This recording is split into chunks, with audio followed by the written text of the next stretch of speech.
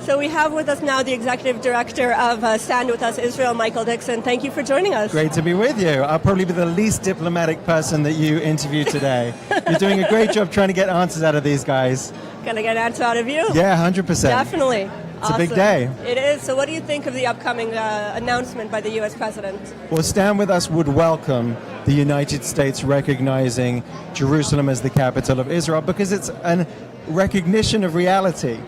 This has been the most important city to the Jewish people for the last 3,000 years. President Trump has been one-upped by King David 3,000 years ago when he announced this place where we are standing now as the capital of the Jewish people, and it has been forever thus. So it's right, it's a just decision, and it's a historic decision potentially. And you have a lot of supporters. I mean, your Twitter account is in the thousands. I follow you and I follow Stand With Us, and very active. Now, on social media, we see a lot of trolling by various individuals, companies, Sure. states, or what have you. Do you think that there's going to be a lot of that coming out of this? There's going to be a lot of social media noise that Stand With Us will have to contend with? Well, we try and rise above the noise, but we're always willing to counter misinformation with the truth. And that's really what marks us out, I think. At the same time, we want to put forward our strategic agenda for Israel. We want people to understand the reality of this amazing place. But at the same time, we're not going to allow lies to build up in a vacuum. So we want to counter them in any way we can. And social media has been huge for us. We have a weekly Facebook post reach of over 100 million people in 18 different languages. A lot of people. Some of them are there right now.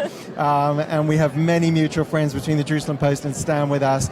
And it's output in multiple languages. And we see that support. You know, Prime Minister Netanyahu stood up here at the conference today and in front of the Jerusalem Post Diplomatic Conference spoke about the amount of diplomatic support for Israel all around the world. And it's growing. And it's growing. And we see it on a people-to-people level. So we see do you it all, see it on a day. people-to-people level, like, I don't know, talking to someone in Iran? One of my best friends is Iranian. I mean, he doesn't live there anymore, right. But to be able to talk one-on-one with what government would say is your enemy, that's really what brings the peace to that level that it could actually happen. I so agree. to Stand With Us do that? Absolutely. Yeah. And it's funny because our most viewed language on social media outside of English is Arabic. People are thirsty for the truth. There are people living in dictatorial regimes that just want a true picture and actually want to live in peace with us here as Israelis. And we see that all the time. We ran a campaign in the last conflict with Hamas in Gaza where we got people to send their passports from all around the world stating their support of Israel. So many of those came from dozens of countries all around the Arab world. So it's an amazing thing to see. So you do think that, one day soon, maybe in 10, 15, 20 years, we could have a Stand With Us office in Riyadh, in Saudi Arabia? Why not? I hope to be visiting and opening it.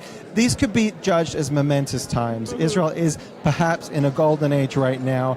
We only hope for a peaceful future for this country, but why not? That could be the next step. Great. Thank you so much.